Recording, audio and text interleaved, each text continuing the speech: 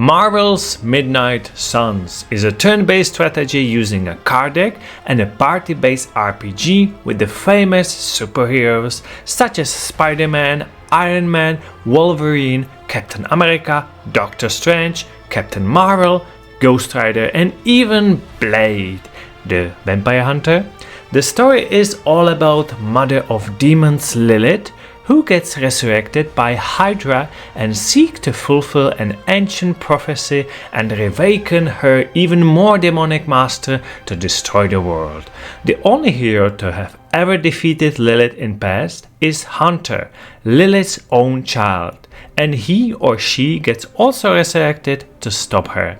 This Hunter is you, and since you get resurrected, you can choose to be male or female and even customize your face a little. There are 8 difficulties, slowly accessing through the game, starting with 2 and being able to change it as you please. The higher the difficulty, the tougher the enemies, but more XP and bonuses. The game starts at your base where you can walk freely, talk to your superhero friends, start missions, but also find secrets, customize your room, do side missions, extra battle challenges, start research, make stronger bonds with your teammates that will help on the battlefield, and even attend one of the clubs, specifically Book Club, Emo Kids Club or Shop Class Club, where you create gadgets that can be used into the outgoing struggle against Lilith.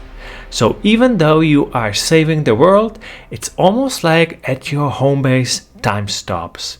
But I can't blame them, even superheroes need a rest, right? Once you start a mission, you will see several cutscenes and enter an battle arena with a variety of environments as you enter different portals that can get you to the really different places in the world or beyond it. You can take 3 heroes out of 13 on your missions, but occasionally some extra superheroes can join you as you battle not only villains but also supervillains like Venom, Doctor Doom or Voltor. The battles are always turn-based, but there's a trick. It's not your usual XCOM system, but instead you have a deck of cards which represent skills of your heroes, from attacks, healing to charging. Each turn works as a group where you can freely switch between your superheroes and, for example, use 3 cards of only one if you decide to. It's not like every one of your superheroes has to always spend all action points.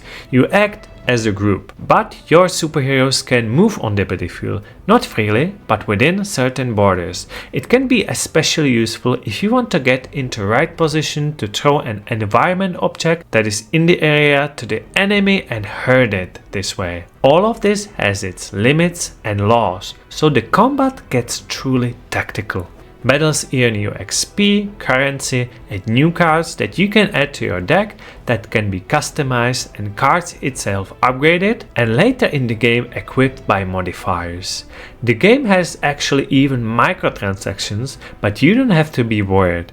It's used basically for some unique skins. You can buy new clothes, also with in-game money. Just these specific 2 skins per year you can only buy with real money. So the microtransaction thing is not really a big deal. Game is around 50 hours long, double to complete everything, and you can continue playing the game even after you beat the story.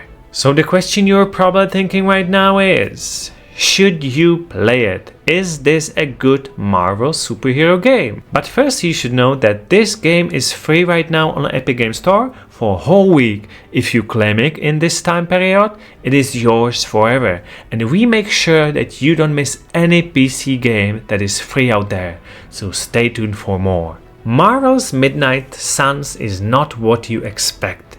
It's from creators of XCOM, so the best part is definitely the turn-based battles, and they are very innovative. Probably nothing you have ever experienced, but in a good way. So I think even players who usually don't like turn-based battles will like it here. You control superheroes, so there is no chance of miss. You always hit and you see the damage you will make in advance. so it's even like a puzzler in a certain sense. Exploring outside of battles is mostly about talking that is fully voiced. It is a good change from the battles, but later can be seen more as obstacle to another battle, as these superheroes talk really a lot. Unfortunately, they don't have the faces or voices of the actors from the Marvel movies. That would really put the game to another level. First 5 hours is kind of tutorial of the game, where you will be slowly introduced to every aspect of the game, and only after that the game truly opens up. There are also dialogue choices that can improve friendship with your teammates, and you can even follow a path of light or dark based on your dialogue choices. There are about 6 mission types and not many variety of enemies, which after tens of hours might get repetitive. But just for the fresh turn-based battles with your favorite superheroes, this game is worth playing. It is a great Marvel game, and as I mentioned before, even if you are not a big fan of turn-based or card battles, the screenshots or gameplay videos just don't do satisfaction to this game. You have to play it to understand. And luckily, now you can. And if you, on the other hand, are a true fan of old school turn-based strategies, XCOM 2 was free from Epic a while ago and is a masterpiece of strategy. So if you have it in your back catalog, watch our review of it to see if it's a better game for you or not. And we'll be happy to see you in one of our other videos.